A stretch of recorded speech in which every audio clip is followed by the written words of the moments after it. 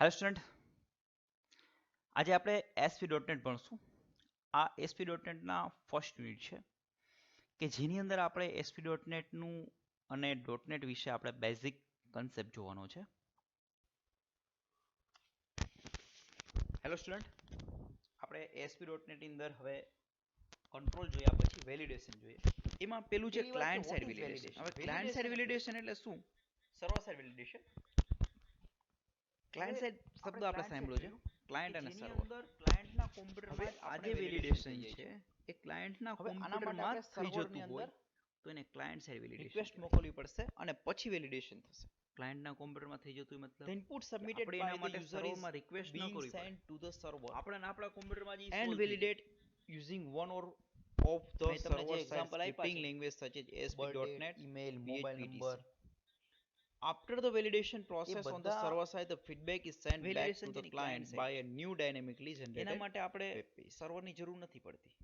હવે તમે જે પણ કોઈ વેલિડેશનો છે રિક્વેસ્ટ મોકલો કે એ ડેટાબેઝમાં જશે, એમાં ચેક થશે, એના પ્રમાણે આખી સ્ક્રિપ્ટિંગ લેંગ્વેજ ઉપરથી ક્લાયન્ટ સાઇડ વેલિડેશન રન થશે અને જે ક્લાયન્ટના કોમ્પ્યુટરમાં થઈ જતા હોય ક્લાયન્ટ સાઇડ થતા હોય મળશે અને ક્લાયન્ટ સાઇડ જ આને કહેવાય છે સર્વર સાઇડ વેલિડેશન. સ્પીડ સારી આવશે. આ પ્રોસેસ લેન્ધી થઈ જાય છે.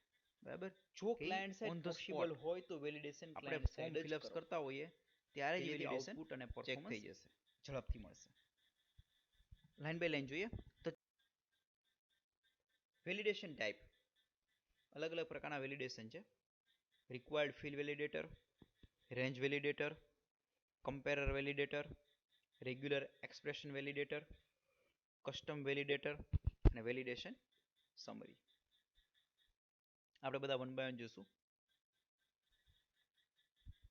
પેલું છે રિક્વાયર્ડ ફિલ્ડ વેલિડેટર. જો કે નામ ઉપરથી જ આપણે સમજાઈ જાય શું કહેવા માંગે છે. રિક્વાયર્ડ ફિલ્ડ મતલબ કે એવું ફિલ્ડ કે જેની વેલ્યુ આપવી ફરજિયાત હોય, જેની વેલ્યુ ન આપીએ તો ના ચાલે. ફોર એક્ઝામ્પલ, કોઈ સ્ટુડન્ટ એડમિશન લેવા આવે અને એડમિશન ફોર્મમાં નામ ન લખે તો ચાલે? ના ચાલે. તો આવા ફિલ્ડ કે જેની વેલ્યુ આપવી ફરજિયાત છે ત્યાં આપણે રિક્વાયર્ડ ફિલ્ડ વેલિડેટર મૂકશું, જેથી એ ફિલ્ડ ફરજિયાત એને ઇનપુટ કરવું પડે. જો એ ફિલ્ડમાં વેલ્યુ નહીં આપે ત્યાં સુધી ફોર્મ સબમિટ થશે નહીં. Used when some value must be entered for particular control. જે તે કંટ્રોલ માટે વેલ્યુ આપવી ફરજિયાત હોય. It enables you to require a user to enter a value into a form field before submitting the form. Form submit કર્યા પહેલા આ value enter કરવી જરૂરી છે. જો વેલ્યુ એન્ટર નહીં કરે ત્યાં સુધી ફોર્મ સબમિટ થશે નહીં. It forces user to enter value for control. હવેની સિન્ટેક્સ છે એમાં આઈડી અને રનએટ સર્વર એ તો બધામાં કોમન છે.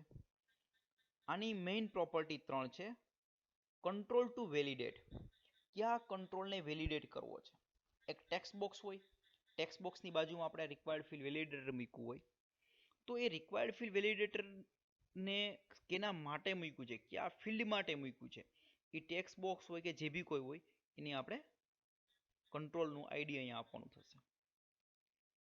એરર મેસેજ કે ભાઈ એમાં એરર શું આપવી છે, કે ભાઈ ન વેલ્યુ આપી હોય અને ફોર્મ સબમિટ કરે તો શું એરર ડિસ્પ્લે કરવી છે. Is error message. Initial value, અહીં કોઈ ઇનિશિયલ વેલ્યુ આપણે સેટ કરવી હોય તો એની પ્રોપર્ટી છે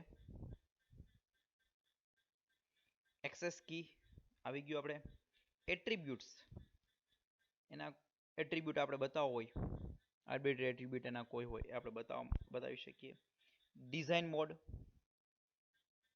કે જે આપણે ડિઝાઇનિંગ કરતા હોઈએ ત્યારે આ ફિલ્ડને એક્ટિવ કરવું છે કંટ્રોલને, એ વસ્તુ બતાવવા માટે ડિઝાઇન મોડ અનેબલ આવી ગયું. Validate request mode. હવે કંટ્રોલ જ્યારે ચેક કરે છે કોઈ પણ વેલ્યુ બ્રાઉઝરમાં ઇનપુટ થાય ત્યારે એનો મોડ સેટ કરવો, એનું ડાયગ્નોસિસ કરે છે કે આ વેલ્યુ કઈ રીતની છે વસ્તુ ચેક કરવા માટે. વિઝિબલ રાખવું છે કે નહીં. એનું એક્ઝામ્પલ છે યુઝરને મને પાસવર્ડ આપ્યા વિના લોગિન કરી શકતા નથી. City name must be selected from drop down list. File must be selected using file upload control. આ એક્ઝામ્પલ આપ્યા કે આ વસ્તુ આપણે કરવી હોય તો આ રીતના વેલિડેશન આપણે આમાં યુઝ કરી શકીએ.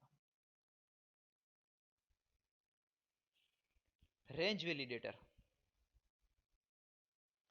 રેન્જ વેલિડેટર આપણે માર્ક માટે બેસ્ટ એક્ઝામ્પલ છે કે આપણે કોઈ પણ વિદ્યાર્થીને એક્ઝામ લીધી હોય અને માર્ક ઇનપુટ કરવા માટેનો સોફ્ટવેર બનાવવો હોય તો આપણે 100 માર્કનું પેપર હોય તો એની અંદર જે માર્ક ઇનપુટ કરવામાં આવે 0 થી 100 વચ્ચેના જ હશે.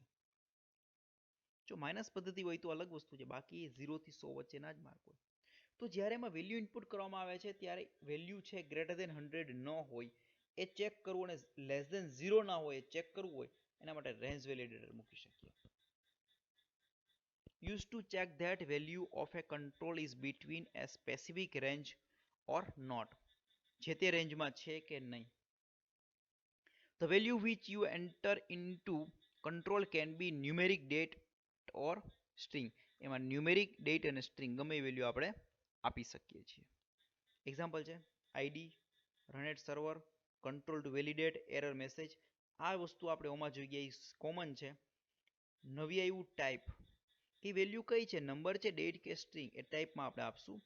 એની મિનિમમ વેલ્યુ કેટલી અને મેક્સિમમ વેલ્યુ કેટલી. અહીંયા માર્ક જ આપ્યા છે 0 અને 100. આ છે રેન્જ વેલિડેટર. એની પ્રોપર્ટી ટાઈપ, મિનિમમ વેલ્યુ અને મેક્સિમમ વેલ્યુ જે આપણે આગળ સમજાવી.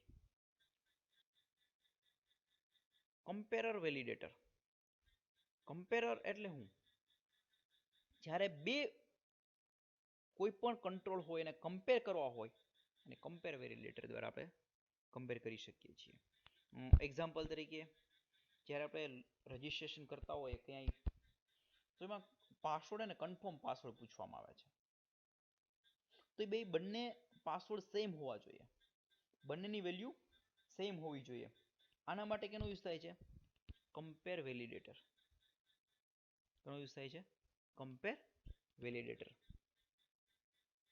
The compare validator control compares a value in one control with a fixed value or a value in another control. કોઈ ફિક્સ વેલ્યુ સાથે પણ આપણે કમ્પેર કરી શકીએ અથવા બીજા કંટ્રોલ સાથે પણ કમ્પેર કરી શકીએ છીએ. એની સિન્ટેક્સ છે run at server ID, control to validate, control to compare. કયા કંટ્રોલ સાથે કમ્પેર કરવો છે એ. Operator less than, greater than, equal to જે આપણે આપવું હોય તે. ટાઈપ એની ઇન્ટીજર, એરર મેસેજ આવી ગયું છે. This is compare validator. એની પ્રોપર્ટી છે type, control to compare, value to compare. Control સાથે કમ્પેર કરવું હોય તો કંટ્રોલ ટુ કમ્પેર અને વેલ્યુ સાથે કમ્પેર કરવું હોય તો વેલ્યુ ટુ કમ્પેર. ગમે બેમાંથી એક આપી શકીએ. ઓપરેટર, ઓપરેટરમાં બહુ બધા આપી શકાય. Equal to, not equal to, greater than or equal to, less than or equal to, less than. And data type check, data type float છે, ઇન્ટીજર છે, ચેક કરવું હોય તો આમાંથી આપણે કોઈ પણ ઓપ્શન સિલેક્ટ કરી શકીએ છીએ. Regular expression validator. હવે રેગ્યુલર એક્સપ્રેશન એટલે શું? આપણે PHPમાં પણ આવી ગયું છે, પાયથનમાં પણ આવે છે, ઘણી જગ્યાએ રેગ્યુલર એક્સપ્રેશન આવે છે. આપણે વેલિડેશન માટે ઘણી બધી ફોર્મેટ હોય, પેટર્ન હોય, એના પ્રમાણે આપણે વેલિડેશન કરતા હોઈએ. For example email. ઈમેલમાં પેલા કેરેક્ટર હોય, @ હોય, પછી પાછા કેરેક્ટર આવે, ડોટ આવે, પછી કેરેક્ટર આવે, તો એક પેટર્ન થઈ.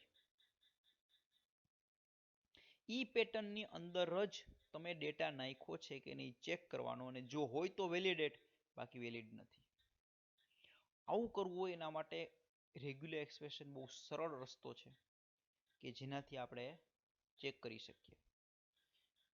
તમારે ઈમેલ એડ્રેસને આવી રીતે વેલિડેટ કરવો હોય તેના માટે બહુ બધો કોડ લખવો પડે. એ કોડ લખો ત્યારે આખું વેલિડેશન થાય, નહીતર નથી થતું.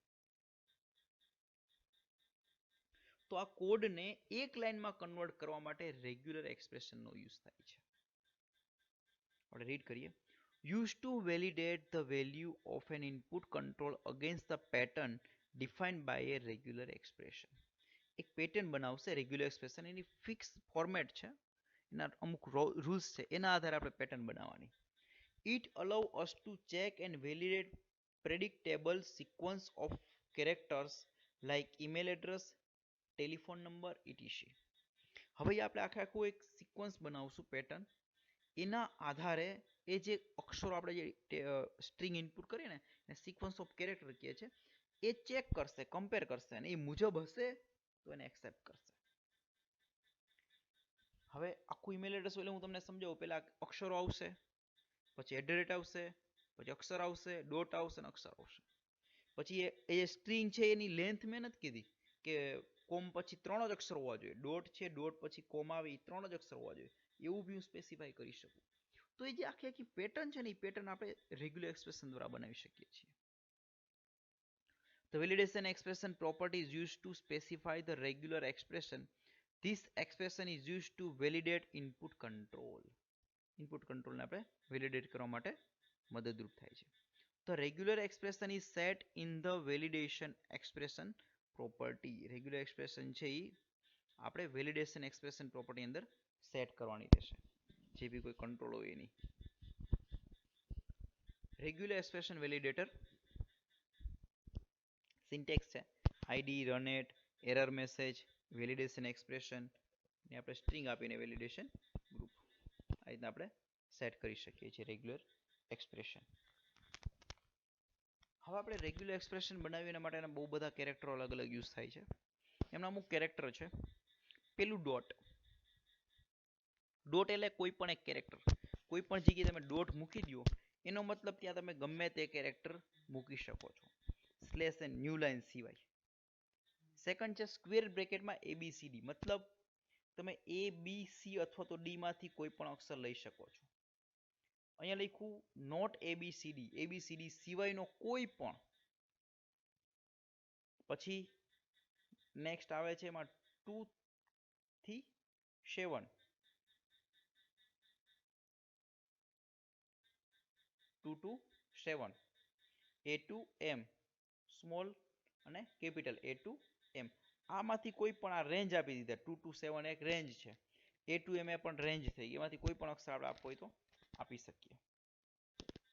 Small w, alpha numeric, any alpha numeric character and underscore, A to Z, 0 to 9 અને અંડરસ્કોર, આમાંથી કોઈ પણ એક કેરેક્ટર એક્સેપ્ટ કરશે. નોન વર્ડ કેરેક્ટર, વર્ડમાં ન આવતો હોય એવો કોઈ પણ character. S, wide space character like space, tab, new line etc. કંઈ પણ આપણે સ્પેસ કે ન્યૂ લાઇન આપવું હોય ને એના માટે small s. Capital S, non wide space character, કે જે જગ્યા ન રોકે એવો કેરેક્ટર. ડેસિમલ કેરેક્ટર અને નોન ડેસિમલ કેરેક્ટર. આ મેટા કેરેક્ટર્સ છે, યાદ રાખવા ખૂબ જરૂરી છે. આના આધારે જ આપણે આખી રેગ્યુલર એક્સપ્રેશન બનાવશું. હવે આ ક્વોન્ટિફાયર છે, મીન્સ કે કેટલા. તમે W આપી દીધું તો W કેટલા, જો સ્ટાર લખ્યું હોય તો એનો મતલબ 0 to more, ત્યાં ન પણ હોય અને ઘણા બધા પણ હોય. પ્લસ નો મતલબ 1 or more, ઓછામાં ઓછો એક તો હશે જ. Question mark 0 or 1. એનમાં આપણે જેટલા આપીએ એટલા, એનમાં 3 આપ્યા તો 3, 4 આપીએ તો 4. અહીંયા n ઓબ્લિક નથિંગ, આ રેન્જ આપી દીધી. અહીં n to m મીન્સ કે n મિનિમમ એટલા અને બધું આટલા. તો આ કેટલા કેરેક્ટર આવશે? આપણે જે આગલામાં જોયું કે s થી વ્હાઇટ સ્પેસ આવે તો કેટલી વ્હાઇટ સ્પેસ? તમે પ્લસ કરો તો 1 અથવા 1 કરતા વધારે. n આપી દો તો અહીંયા 4 આપ્યો તો 4 જ એક્ઝેક્ટ 4, નહીં વધારે કે નહીં ઓછા. પણ અહીંયા n આપી દીધા તો મિનિમમ 4, વધારે ગમે તેટલા. પછી 4, આમાં ફક્ત 4 જ ચાલશે, આમાં 4, 5, 6 ગમે એટલા ચાલે. આની અંદર 4 n to m, 4 to 10, 4 to 10 જ આવશે. બરાબર. તો આ રીતના આપણે નંબર ઓફ કેરેક્ટર કેટલા આપવા છે એ નક્કી કરી શકીએ છીએ. Custom validator.